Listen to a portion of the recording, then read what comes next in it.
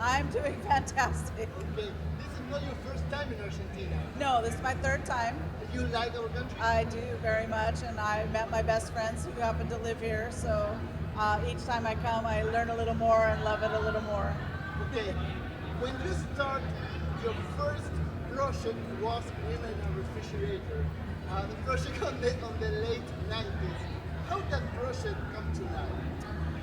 I live in a very tiny town without a comic book store or a community at all. So I was talking to people online and message boards and stuff about comics. I've been a fan since I was a young girl.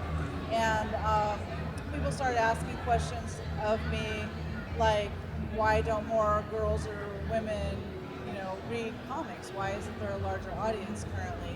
And I started thinking about it, and I realized that I wasn't reading as many comics as I had been previously. And so I started thinking about it, and I asked the question, do you think it's maybe because a lot of the female characters that I like are being raped, murdered, depowered, chopped up and put in refrigerators, and then the story is no longer about them, it's about the male character vowing revenge.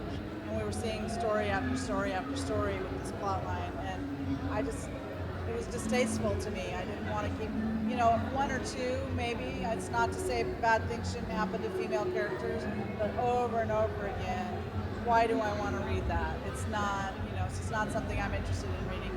And it becomes cliche, in my opinion, lazy writing. It's not something that, it's not compelling. I'm not going to go to the comic book store and buy a book where that's just going to be the plot, And so we put together a list of female characters that we felt this had happened to, and then I titled the Women in Refrigerators after a particular story where a female character was chopped up and put into a refrigerator. But we were pulling out of this trend in the late 90s, but it still was going on. But prior to that, we had a period that it happened a lot, and there's some pretty famous, well-written, well-regarded stories where that is basically what happened, and I don't like them. It doesn't matter how brilliant they are, I just don't want to read that type of story over and over again. You work with a group of superheroes in Birth Grade and also in Secret Six and in Villains United. And we have a gap of 8 years between one and another. Do you feel something different about the role of the women as characters in the comic book in superhero groups between that time?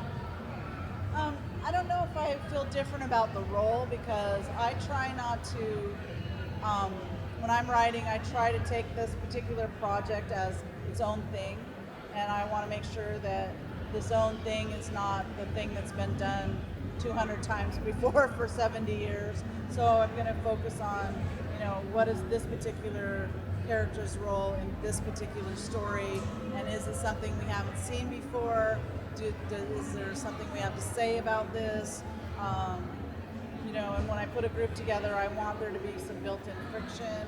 So when we decide who the characters are, I'm thinking about that as we're filling out a team, so that we are not having two characters too alike, because we want to tell different stories, like I said. So it's just being very mindful of not going back to the well over and over and over again. Do you have more time in a Wonder Woman comic as a writer? And how do you feel once you have to start to write this iconic character? It's a challenge. Yeah, and I was asked several times while writing Birds of Prey if I was interested in writing Wonder Woman, and I always said no. I was even though Wonder Woman's my everything after Barbara Gordon and Black Canary, right?